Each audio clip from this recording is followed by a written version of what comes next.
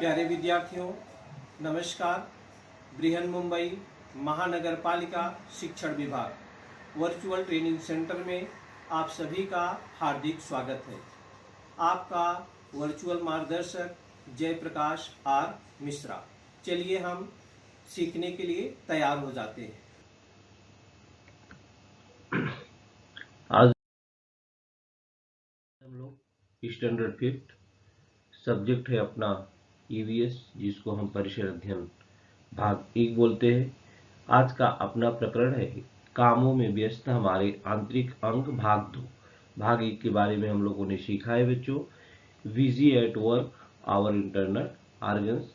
जैसा हमने बताया था कि 24 घंटा दिन रात, चाहे हम सोते रहते हैं, जागते रहते हैं, कुछ करते रहते हैं, बैठे रहते हैं, हमारे इंटरनल ऑर्गन्स जो हमारे आंतरिक अंग है वे हमेशा काम करते रहते हैं। तो बच्चों, हम लोगों ने पहले वीडियो में श्वसन तंत्र के बारे में और श्वसन तंत्र और धूम्रपान निषेध, इसके बारे में हम लोगों ने सीखा था। आज हम आपको पाचन संस्थान के जो अंग हैं, शरीर की ऊर्जा, रक्त परिसंचरण, तंत्रिका संस्थान, इसके बारे में हम जानकारी देंगे। तो प्यारे विद्यार्थियों, जो पाचन है माने डाइजेशन है, आप कुछ भी दिन भर खाते पीते हैं, वो पाचन क्रिया हमारे आहार नाल और पाचक अंगों और उनके कार्यों की से पूर्ण हो पाता है। हमारा पाचन का कार्य जैसे ही हम खाना अपने मुंह में डालते हैं बच्चों, वहीं से शुरू हो जाता है। हम जो भी खाते पीते हैं, जो भी क्या करते हैं, खाते पीते हैं, तो सबसे पहले हम उसको मुंह में अपने डालते हैं और उसका पाचन हमारे शरीर के अंदर होता है। और जब पाचन हो जाता है तो भोजन से रक्त में मिल सकने वाले पदार्थ तैयार होते हैं और यह कार्य, ये देखिए, मुंह से शुरू होता है बच्चों। यहाँ पर दिखाया गया है चित्र में कि जैसे हम यहाँ पर भोजन मुंह में डालते हैं, चबाते हैं, वहीं से हमारी पाचन की क्रिया शुरू हो जाती है और यह कार्य हमारे शरीर की अत्यंत लचीली और अपर्याप्त लंबी नली है के विभिन्न भागों द्वारा संभव होता है। इसी नली को हम क्या बोलते हैं बच्चों? आहार नाल बोलते हैं। इस नली का ऊपरी सिरा यहाँ पर मुख है, यहाँ से लेकर के यहाँ नीचे एनस तक एक ही नली होती है, लेकिन इसका आकार जो शब्द बदलता है। ऊपरी सिरा मुख से और निचला सिरा गुदाद्वार होता है। मुख से गुदाद्वार तक एक ही नली जाती है बच्चों। फिर भी इस नली का जो आकार है, ये देखिए, मुंह से लेकर के एक गुदाद्वार तक एक ही नली रहती है, लेकिन इसका आकार हर जगह क्या होता है? बदलता है, अलग अलग होते हैं। आहार नाल के इन विभिन्न भागों को हम क्या बोलते हैं बच्चों? पाचन अंग बोलते हैं। आहार नाल के बाहर की कुछ ग्रंथियां भी पाचन क्रिया में जो है सहायता करती हैं। बहुत सारी ग्रंथियां भी है, वो हमारे क्या करती है बच्चों? सहायता करती हैं। तो मुख से लेकर गुदाद्वार तक एक ही पाइप होती है बच्चों, लेकिन उसका आकार सभी जगह क्या होता है? अलग अलग होता है। उसका आकार क्या होता है बच्चों? सभी जगह अलग अलग होता है। तो इस प्रकार से डाइजेशन अपने अंदर होता है। ये पाचन अंग जो होते हैं बच्चों, पाचन अंग, हमने आपको बताया कि भोजन मुंह के अंदर लेने के साथ साथ पाचन क्रिया का प्रारंभ हो जाता है। अब उसमें क्या क्या, जैसे भोजन हम डालते हैं बच्चों, ये देखिए मुंह में भोजन डाल दिया, तो उसको चबाने का कार्य हमारे दांत कर रहे हैं। ये देखिए हमारे दांत हैं और चबाने का कार्य कर रहे हैं। दांत, जीभ और लार की क्रियाओं द्वारा यह भोजन ऐसे गीले नरम गोले में बदल जाता है जिसे आसानी से क्या करते, देखिए आसानी से यहाँ से निगल जाता है पाइप के द्वारा। निगला हुआ भोजन अन्न ग्रसनी द्वारा, ये देखिए निगला हुआ भोजन यहाँ ये अन्न ग्रसनी के द्वारा जो होता है ये पेट में जाता है। पेट में ये अग्नि होती है बच्चों, एसिड होता है, अम्ल, वो क्या करता है, खाने को जला देता है, खाने को क्या करता है, जलाता है। यहाँ पर भोजन का पूरा मंथन होता है बच्चों,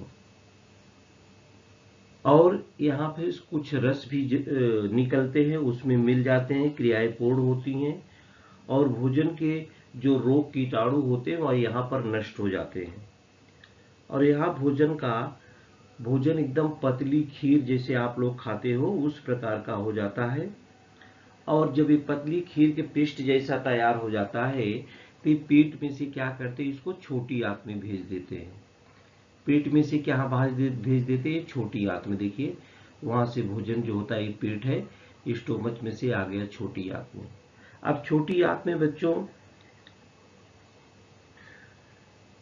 छोटी आंत में क्या होता है, यहाँ पर भेजा गया भोजन जो होता है, छोटी आंत के पाचन रस के कारण भोजन के पाचन की अनेक क्रियाएं यहाँ पर हो जाती हैं, और पाचन में से कुछ ग्रंथियों के स्रावों की पाचन के लिए सहायता होती है, और पाचन से शरीर के लिए आवश्यक उक्त कुछ पदार्थ इसमें तैयार होते हैं, और वे रक्त में अवशोषित होते हैं। रक्त में क्या होते हैं, अवशोषित हो जाते हैं। रक्त में अवशोषित होने के बाद बचा हुआ पदार्थ क्या होती है, छोटी आंत ये बड़ी आंत में भेज देती है, किनारे वाले आंत में। ये बड़ी आंत है बच्चों।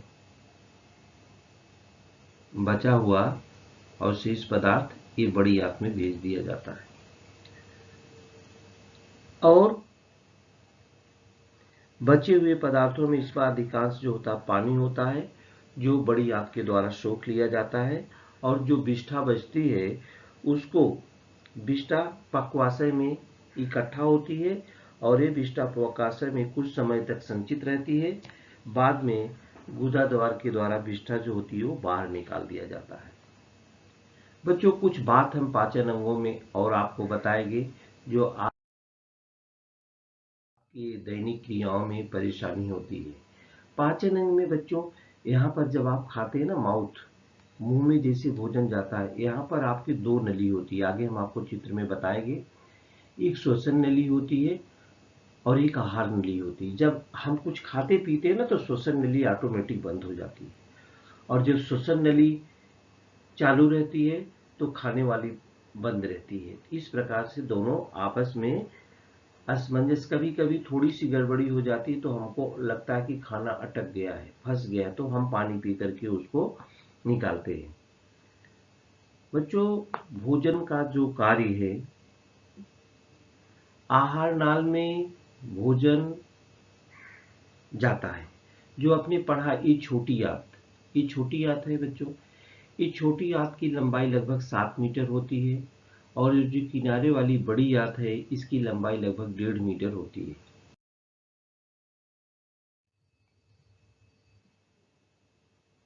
यहाँ पर देखिए ये सब कैसे कार्य करते हैं हमारे अंदर जो पाचन अंग है। तो भोजन का पाचन का कार्य होने और आहार नाल में भोजन को क्रमशः आगे खिसकने रहने के लिए पर्याप्त पानी की भी आवश्यकता होती है। जो लोग पानी कम पीते हैं, क्रिया कम हो जाती है। अगर हम पर्याप्त पानी नहीं पीते हैं तो हमको लगता है कि कोष्ठबद्धता हो गई है, जिससे शौच के समय कष्ट होता है, और शौच भी नियमित रूप से नहीं होती। पानी के अभाव में शरीर की कोई भी प्रक्रिया नहीं हो सकती है। अतः पाचन क्रिया में जो पानी शरीर को अवशोषित होता है उस पानी का अन्य सभी क्रियाओं में उपयोग होता है। अतः पर्याप्त पानी पीना चाहिए, जो हमारे लिए बहुत महत्वपूर्ण है। पर्याप्त पानी पीना चाहिए बच्चों। अगर पानी हम नहीं पिएंगे तो हमारी परेशानी हो जाती है। यहाँ पर हम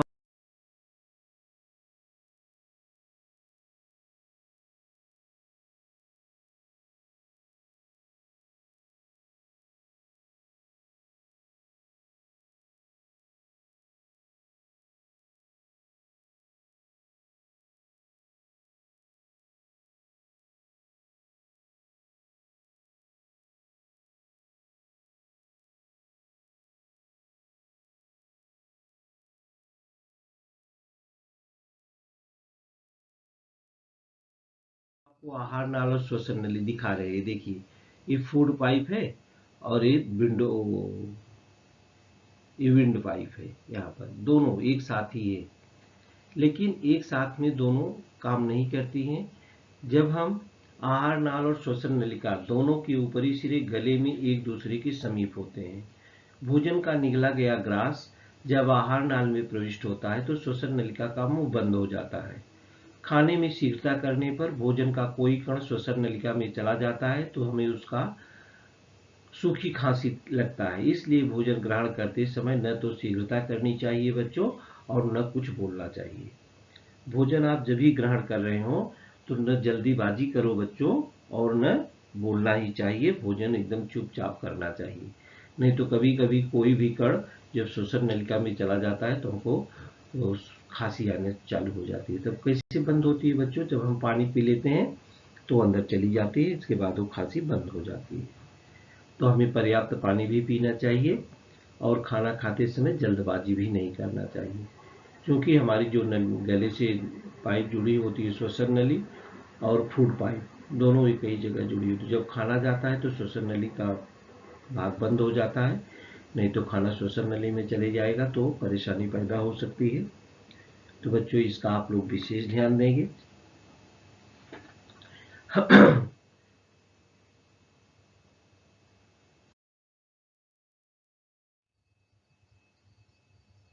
आप सभी जानते हैं बच्चों, ये दांत है।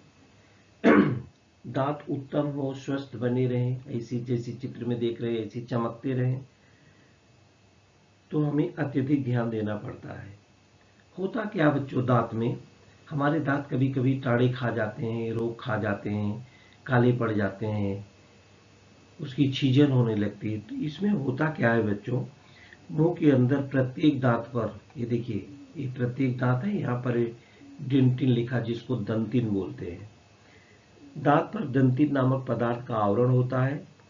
दंतिन इनमेल हमारे शरीर का सबसे कठोर पदार्थ होता है। दंतिन इनमेल, ये इनमेल है ना, ये बहुत शरीर के हमारे सबसे ज्यादा कठोर पदार्थ है, ये दांत है।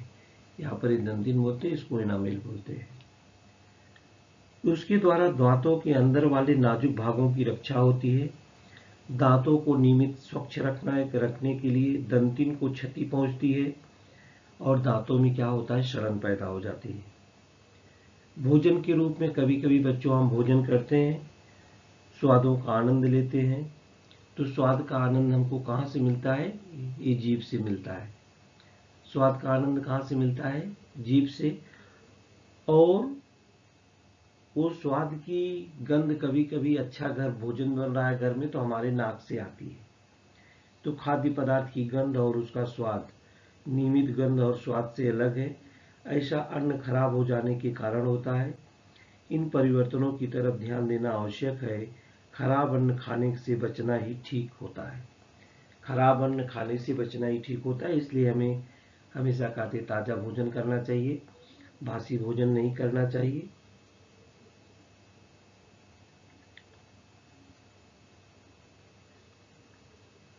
हमें अपने दांतों की देखभाल अच्छी तरह से करनी चाहिए। हमने श्वासोच्छ्वास के बारे में पढ़ा है बच्चों। ऐसा नहीं है, हमारे कई अंगों की सहायता से, देखिए, ये नसल कैविटी है, फायरनिक्स है, लारिंक्स है, राइट एंड लेफ्ट ये है। हमारे ये जो श्वसन क्रियाएं होती है बच्चों, कई अंगों की सहायता से हम श्वासोच्छ्वास कर पाते हैं। कई अंग उसमें काम करते हैं। इन अंगों में से यदि कोई भी अंग ठीक ढंग से अगर काम नहीं करता है तो श्वासोच्छ्वास की क्रिया जो होती है पूरी नहीं होती है।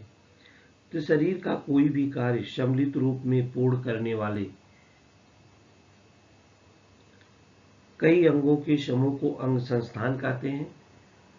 और ये अंग श्वसन नलिका, फेफड़े, श्वसन मध्यपटल को सम्मिलित रूप में श्वसन संस्थान कहा जाता है। आगे है शरीर की ऊर्जा। शरीर की ऊर्जा श्वसन क्रिया द्वारा बच्चों हवा की ऑक्सीजन गैस शरीर के रक्त में मिश्रित होकर शरीर के प्रत्येक भाग में फैल जाती है। भोजन के पाचन के बाद तैयार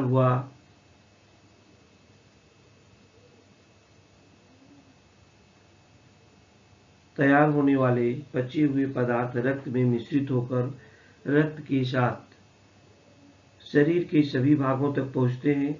इनमें से कुछ पदार्थ शरीर के लिए ईंधन का भी कार्य करते हैं। हवा की ऑक्सीजन रक्त के साथ शरीर के सभी भागों में पहुंचने पर वहां ईंधन रूपी पदार्थों का ऑक्सीजन की सहायता से मंद ज्वलन होता है और शरीर को ऊर्जा प्राप्त होती है। यही ऊर्जा शरीर के सभी कार्यों के लिए उपयुक्त होती है। यही ऊर्जा क्या होती है बच्चों? शरीर के सभी कार्यों के लिए उपयुक्त होती है। तो इस प्रकार से अपने शरीर को ऊर्जा जो होती है प्राप्त होती है। यहाँ पर देखिए बच्चों लिखा केमिकल एनर्जी है, कार्बोहाइड्रेट है, फैट्स है, अदर्स है, इन सभी से हमें क्या होती है? ऊर्जा प्राप्त होती है। यहाँ पर केमिकल वाज केमिकल है, वेस्ट है, कार्बन डाइऑक्साइड है, वाटर है, हीट है, एटीपी बॉडीज एनर्जी करेंसी है, मेटाबॉलिज्म है, इससे भी हीट मिलती है। तो मतलब हमारे शरीर को विभिन्न भागों से जो होती है ऊर्जा प्राप्त होती रहती है। अब हमारे शरीर में देखेंगे जो रक्त परिसंचरण है ये कैसे हमारे शरीर में होता रहता है बच्चों। रक्त परिसंचरण जिसको सर्कुलेशन ऑफ बॉडी ब्लड बोलते हैं, सर्कुलेशन ऑफ ब्लड। तो भोजन के ईंधनी पदार्थ और हवा की ऑक्सीजन इस सभी शरीर के सभी भागों तक पहुंचने का कार्य शरीर की रक्त वाहिनियों में सदैव प्रवाहित रक्त करता है। परंतु रक्त को सदैव प्रवाहित होते रहने का कार्य कैसे होता है? यह कार्य होने के लिए हृदय जो हार्ट होता है बच्चों, उसका निरंतर आकुंचन और शिथिलन होता रहता है। माने हार्ट ही पूरे शरीर में ब्लड को पहुंचाता है। देखिए बच्चों, ये लंग्स है, लंग्स से ब्लड कहाँ जाता है? हार्ट में जाता है और हार्ट से शरीर में पूरी बॉडी तक ये हार्ट जो होता है शरीर में पहुंचाता है। तो इसका पंप की तरह आकुंचन और संकुचन जो होता है होना चाहिए। एक बार दबता है, एक बार खुलता है, उससे पूरे शरीर में हार्ट जो होता है वो ब्लड को पहुंचाता है। इस प्रकार से देखिए यहाँ पर ये हार्ट जो होता है पूरे शरीर में ब्लड को क्या करता है? सर्कुलेट करता है। हृदय से रक्त को प्रवाहित कर ले जाने और उसे पुनः वापस हृदय तक ले आने का कार्य क्या करती है? ये रक्त वाहिनियां है बच्चों। देखिए जो गंदा खून हो जाता है वो ब्लू कलर से आती है अंदर। तो हृदय से रक्त को प्रवाहित कर ले जाने और उसे वापस हृदय तक ले आने वाली रक्त वाहिनियों का एक जाल पूरे शरीर में फैला होता है। ये रक्त वाहिनियां बोलते हैं उसको। माने ब्लड ले जाती हैं और ब्लड गंदा हो जाता है उसको फिर वापस लाती हैं। तो पूरे शरीर में रक्त के निरंतर प्रवाहित होते रहने की क्रिया को रक्त परिसंचरण कहते हैं। ये बच्चों देखो, इसको बोलते हैं रक्त परिसंचरण। पूरे शरीर में रक्त के निरंतर प्रवाहित होते रहने की क्रिया को रक्त परिसंचरण कहते हैं। हमारे शरीर में असंख्य पदार्थ किसी एक भाग से किसी दूसरे भाग तक पहुंचाए जाते हैं।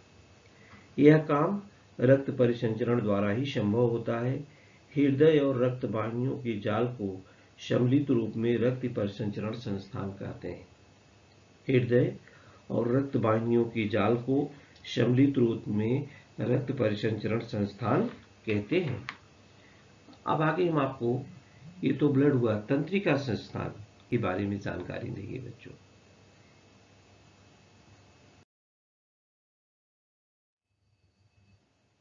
तंत्रिका संस्थान, नर्वस सिस्टम क्या होता है बच्चों?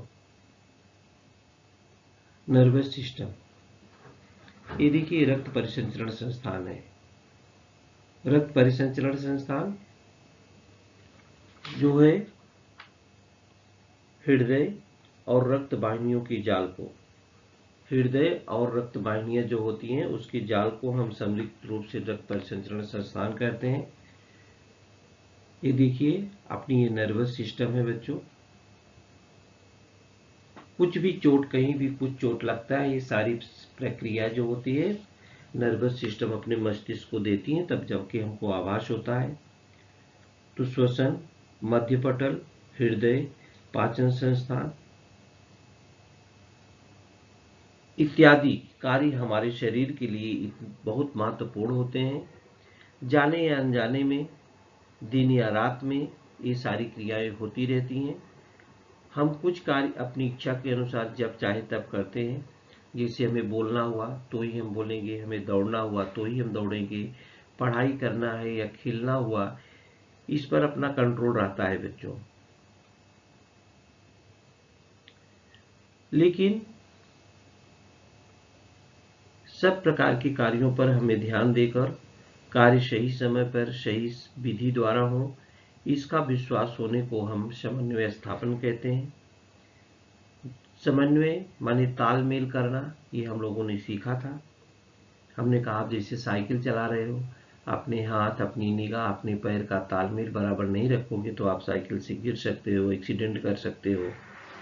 तो ऐसा तालमेल हमारे शरीर में कौन करता है बच्चों? ये मस्तिष्क करता है। ऐसा तालमेल कौन करता है? मस्तिष्क। मस्तिष्क और शरीर के विभिन्न भागों में निरंतर संपर्क होता रहता है। उसके लिए ये संदेश वहन करने वाले तंतु एक दूसरे से परस्पर जुड़े होते हैं। इन्हें ही हम तंत्रिका तंतु कहते हैं। तंत्रिका तंतुओं के कार्यों पर मस्तिष्क ही नियंत्रण रखता है। तंत्रिका तंतुओं के कार्यों पर नियंत्रण कौन रखता है? मस्तिष्क रखता है, जिसे हम मस्तिष्क और जो तंत्रिका तंत्र के जाल हैं, इसके सम्मिलित रूप में हम तंत्रिका संस्थान कहते हैं। तंत्रिका संस्थान ही शरीर में समन्वय रखने का कार्य करता है। तंत्रिका संस्थान ही शरीर में समन्वय करने का कार्य रखता है। शरीर में समन्वय करने का कार्य ये तंत्रिका संस्थानों के द्वारा होता है। हमारे जब तक हम बच्चों जीवित रहते हैं, रक्त परिसंचरण की क्रिया दिन रात निरंतर होती रहती है। रक्त परिसंचरण की जो क्रिया होती है वो दिन रात होती रहती है।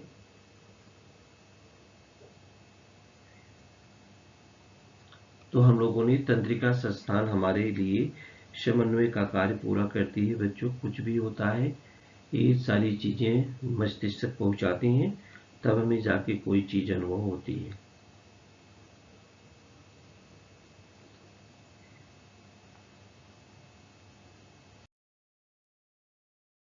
बच्चों जैसा हम जानते हैं, हमने पहले वीडियो में आपको बताया था कि मद्यपान करने से हमारे शरीर पर कई प्रकार के दुष्परिणाम पड़ते हैं।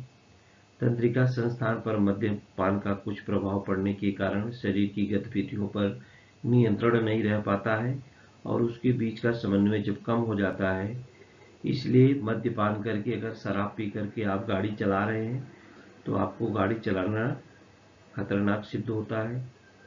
अगर आप ज़्यादा समय तक ड्रिंकिंग कर रहे हैं तो जो अपने पाचक अंग हैं, आंतरिक सतहों पर घाव हो जाते हैं और मद्यपान करने से हमारा लीवर, हमारी किडनी ये भी खराब हो सकती है।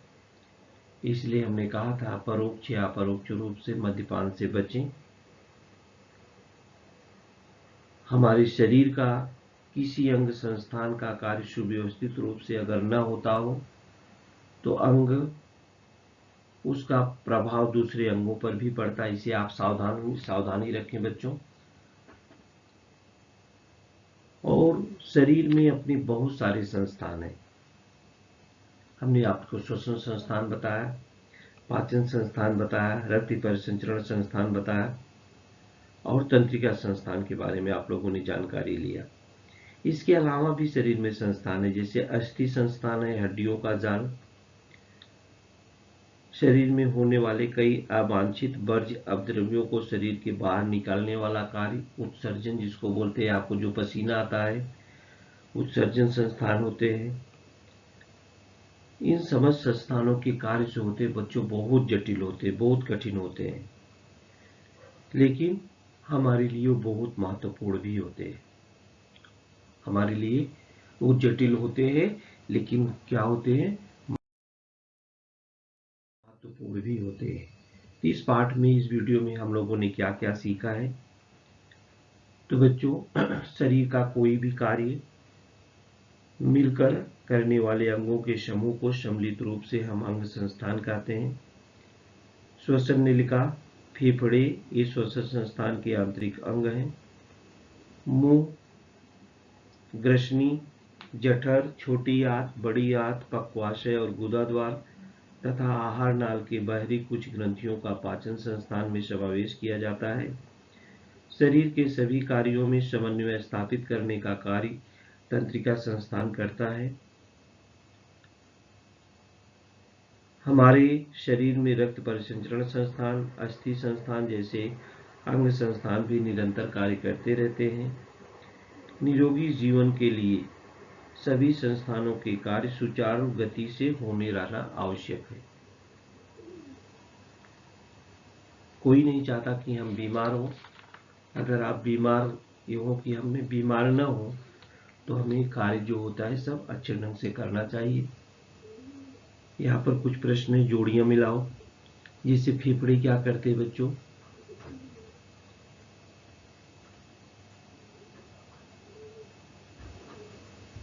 ये फेफड़े क्या करते हैं, श्वसन संस्थान का कार्य करते हैं। और ये आमाशय में क्या होता है, पाचन संस्थान होता है। हार्ट अपना रक्त परिसंचरण का कार्य करता है और मस्तिष्क अपने तंत्रिका संस्थान का कार्य करता है। तो बच्चों, इस वीडियो में हम लोगों ने पाचन संस्थान में उपयोगी जो अंग हैं, जैसे आहार नाल हुआ और पाचन अंग छोटी आंत, स्टोमच, बड़ी आंत, उसके बारे में जानकारी लिया। फिर रक्त परिसंचरण क्या है, हृदय कैसे रक्त परिसंचरण पूरे शरीर में कराता है।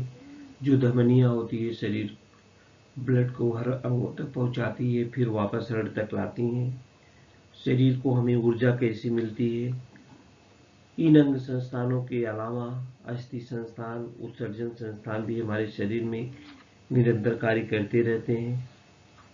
और मद्यपान करने से क्या लाभ होता है, क्या हानि होती है। मद्यपान करने से उसका बुरा असर अपने जितने भी संस्थान है सबके ऊपर पड़ते हैं। इसलिए हमें मद्यपान से बचना चाहिए। हमने पहले वीडियो में आपको बताया था, अप्रत्यक्ष रूप से आप कुछ नहीं खाते पीते हैं तो भी जो पर्यावरण में जहरीली गैसें हैं उसका भी असर अपने ऊपर पड़ सकता है। इसलिए हम बुरे लोगों की संगति न करें, अच्छे लोगों के संपर्क में रहें और अच्छे बने। तो बच्चों, ये पाठ, ये वीडियो आप देखेंगे, इसका आप अपने दैनिक जीवन में उपयोग करेंगे। सभी लोग चाहते हैं हम स्वस्थ रहें, हम निरोग रहें। तो इन जो बातें बताई गई हैं इसका आप अपने दैनिक जीवन में उपयोग करेंगे, अपने लिए, अपने घर परिवार के लिए, अपने पर्यावरण के लिए, तो बहुत ही अच्छा होगा। तो प्यारे विद्यार्थियों, इस वीडियो में आज के लिए इतना ही। आगे हम दूसरे वीडियो में फिर आपसे मुलाकात करेंगे।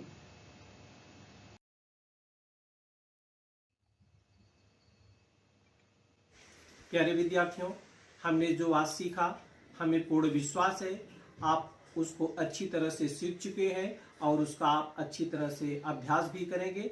आज के लिए इतना ही। धन्यवाद।